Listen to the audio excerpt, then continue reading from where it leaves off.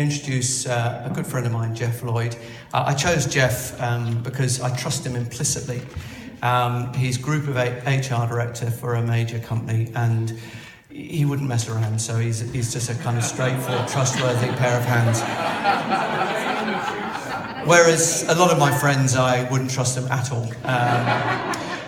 We've got a dinner that's going to be taking place through here, and it's a seating plan. And if you look on these screens, not at the moment, you will see the seating plan. And just to explain some of the pictures, there's a few pictures like Robert Smith from my past, and some pictures to prove that I in fact had hair, although Katie regularly says, "Daddy, why do you have hair on your legs but not on your head?"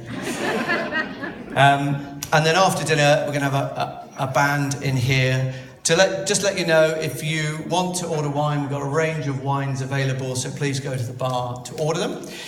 There's also a bar here, and you can order a whole range of different drinks. And a few other things about the pictures. Why are there some random cars in the photographs? Well, those were my early cars. I had a Vauxhall Viva, green Viva at one time.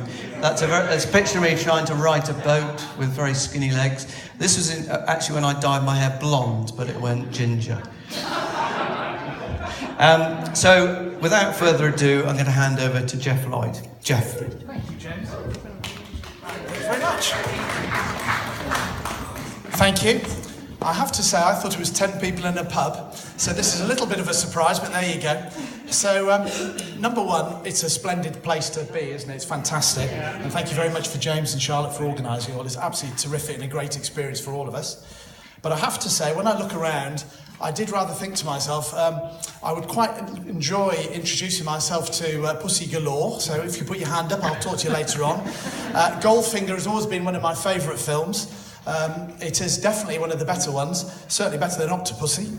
But within that context of James Bond, I thought it was quite interesting that James chose me to do this speech. But then I did have a look and I saw some of your friends, and I do think I am the lesser of all of the evils, which is almost remarkable, actually. But what we did, to try and help me a little bit, we wrote an email to people, said, look, if you've got any memories of James, any things that you would like to share, yeah, please do that, please send it to me. And so I've got the responses here. It's quite interesting. So first and foremost, Tony Clay, I think it's the back, a long-time friend of James, known him for a long, long time, hasn't he? Yeah. His commentary was, James has a hairy back. The other comment I got from Tony Goodwin, was I cannot think of anything good to say about James. So that's it, that's my speech done, right? So don't nick the knickknacks, and I'll see you later. So that was it, that was pretty much the response. So anyway, I had a little bit of a panic, and I thought, well, I've got to do something now, because this is looking like a blooming disaster going on here. So I had a bit of a think, and I have to say, I did try and pull together a chronology of events in my mind. The memories were extremely hazy, so you can't depend on anything that I'm about to say as being factually accurate, and none of it will pass in a court of law. So if I offend anyone, I apologise. If I miss anyone out, I apologise. And if I get any of the names wrong, I apologise. Anyway, so I first met James via Tony Clay, and at the time, Tony was, I think he was described as an executive search professional. He had a BMW and what can only be described as an attitude. Right? And for those of you who will talk to Tony later on, nothing has changed. So Tony had a flat in Clifton, and his flat was I don't know how you describe it really. I suppose it was like party central. It was replete with several very important artefacts of the modern home. It had a full-size stuffed grizzly bear, a large waterbed, a massive array of alcohol, and an extremely powerful hi-fi. It also had Tony Goodwin as an occasional lodger. And as I say, that is a heady mix, ready to combust. So anyway, I met James through Tony, because Tony, as he was known at the time, Terry Clough, I think he was misknown on an email. He had previously been an outdoor pursuits instructor. And he used to organise weekends for all of us. We would go away and do fun things like mountain biking, abseiling, which I didn't find at all fun, and one memorable time, actually potholing. And so when I met James, he being an ex-double glazing salesman and certainly having a certain something about it. He also at the time, I don't think there's a photograph of him, he had a hairstyle that was borrowed by Sideshow Bob. If you ever see the film, do you remember? You look just like Sideshow, he stole that from you. You want to get royalties for that hairstyle. Anyway, so I met James and he walked up to me and he said, "What do you do?" And I think I said something like, "I'm in HR." And he went like this, he just walked off. So I assumed he was not totally impressed with my diploma of CIPD, I imagine. Anyway, we sort of matured and over a period of time. And then one day Tony organised one of these events in the Forest of Dean to go potholing. Remember potholing? And the person who was running the event was a gentleman by the name of Mole. There should have already been a clue this wasn't going to go very well. So Mole took us down. The three miners of the Forest of Dean had been mining under the forest for ages and ages and ages and ages. And he took us down into this sort of chamber. Do you remember? He turned all the lights off, right? And rather strangely, he got undressed and changed in there in the pitch black. And I knew he did because there was a rather unfortunate odour sort of washed across. Anyway, he turned the lights down and we were clapping. It wasn't an enjoyable experience, but anyway, we did it. We're going along. And he said, "Right, for the finale, we're going to go through this really, really narrow bit of the cave, right? And it's a bit tight, but you can all do it." And I remember my wife Fiona, who's at the back there, she said, "I don't think Jeff's going to get through, Mole." He said, "Hey, it'll be fine. You've put your arms like that above your head and you wiggle." So I'm thinking, geez, and the rock's like that in front of me. To cut a long story short, my battery pack got hooked on a rock. I'm now stuck underground, and I panicked. And guess what happens when you panic underground? You swell up like a cork. So I'm absolutely... And Mole was not helpful. He wasn't helpful at all. And Mark Hoare, I don't think he's here, he's in Australia, isn't he? His lovely wife called Vinca, who James unfortunately called Sphincter. I do remember. Yeah, anyway, Vinca, not Sphincter, was trying very hard to kind of talk me out. And all I could hear in the background was this voice, which was undeniably James, going, "Get out of the way, fatty." And I'm thinking, I'm stuck. I want to get out of the way. Then I heard, "Oh, your little legs are flapping around." And there was panic ensued. Do you remember? People were very, very, very worried about this. And people were panicking and whatever else. So we finally got out because I decided that I was clearly going to die underground, a horrible death. And what happens is that when I relinquished life, I suddenly deflated and then just managed to do exactly what Mole said. And I made a sacred curse to kill that man, right? He's not here, is he? No. Exactly. I won't say anything else. But anyway, what happened was it kind of broke the ice with James. So later that evening, right, Tony had a dinner. I think we were wearing black tie. And Tony had a variety of activities, including, and some of you might think this cruel, Mark Hoare, I was very dyslexic, James is very dyslexic, we had a spelling test, do you remember? On flip charts, with audience participation. And I do remember you having a bit of a problem with quintuple, actually. I remember that. But I thought justice had been done and everything was, pretty good. So we became regulars going to Tony's flat, meeting Gooders and James or whatever else. And James would always spin by and have a chat. And I do remember he always had a motivational comment for me. He found out that Fiona had a better company car than me. And he said, "That's clearly because she has more capability and ability and she's more respected than you are." Which I felt a little harsh, actually. But at the same time, he's also running a record distribution company, and I think I saw Marion actually earlier on. Yeah. So he's a budding record entrepreneur. I don't know how many people know this, and it was all going very well, wasn't it? Right up until that moment of the special promotion. Was it that band that no one had ever heard of? You could send your pocket money in, and you could get like a free single or something. Do you remember that? Yep. It's a band no one had ever heard of at all, but they were quite popular. Take That. Unfortunately, for those of you who remember the Hoover promotion, it was a roughly same type of end result, wasn't it? 10 million people sent their 50p's into James. And it didn't quite work out because he had probably about 50 records he was hoping to get rid of, which he probably bought off a dodgy bloke from some record shop in the Midlands.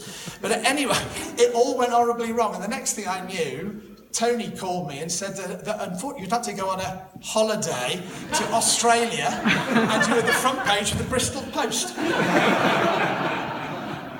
So anyway, so James returned to the United Kingdom and he decided he was going to maybe drop out the record industry. And after a bit of soul searching, he decided he was going to do an MBA.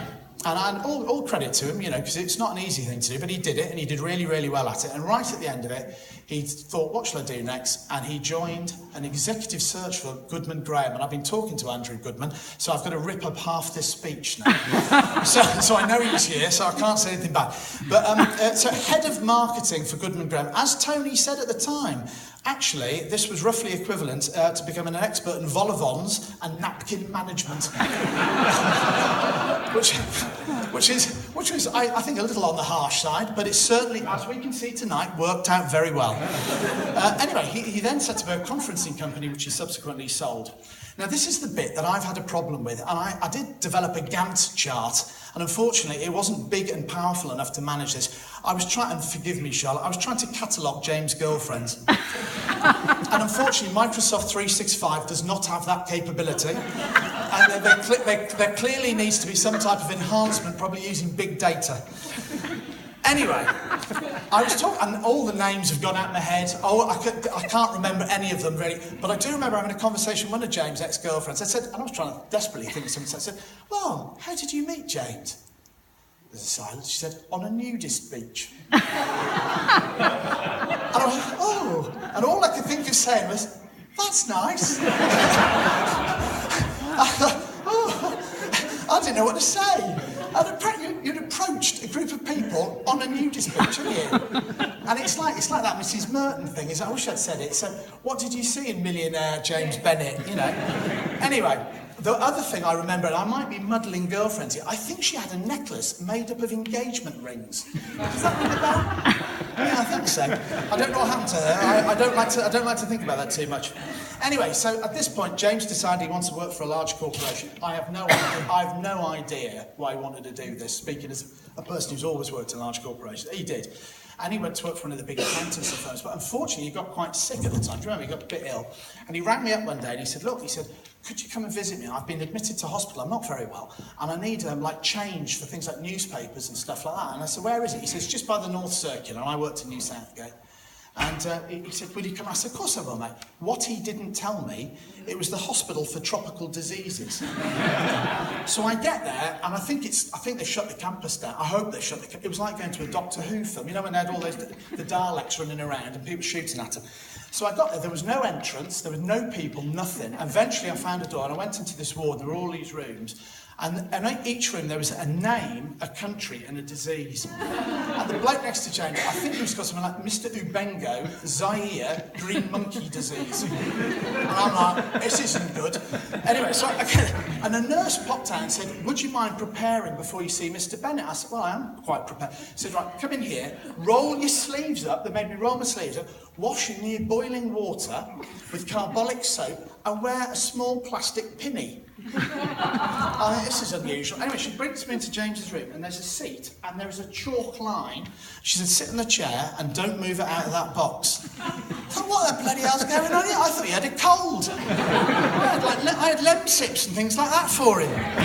Anyway, it turned out he did have a cold. He got better and left, and he never gave me that money back, by the way. Just as an aside. So after this, James actually struck lucky because he joined EY. And from everything I've seen from James, I think Ernst & Young has been a fantastic company and genuinely is a fantastic company. I have to say, I used to work for a company called Nortel Networks, and I did see the other day you had $500 million in fees from Nortel Networks. I am a pensioner and I'd like it back if that's okay. The very least you could have done is have a banner up there saying this event sponsored by Nortel Networks Pensions. Anyway. But what E&Y have done is they've let James do his charitable work, and a lot of us know him through that, and very particularly the work with the Prince's Trust and the NCH and Bike Night. I have been on a couple of the bike nights, and I have to be honest, I didn't like them. They're cold and you have to sleep outside. The only plus is I did sleep next to Jenny Agutter one time, which was very exciting for those of us who watched The Railway Children. Unfortunately, I had quite a lot of cheese, and that didn't agree with me. And at that moment, I was extremely pleased it was outside. Anyway. The last time I went, some bloody idiot with a guitar was playing Puff the Magic Dragon at 3 o'clock in the morning. I nearly smacked him in the head. And they never invited me back.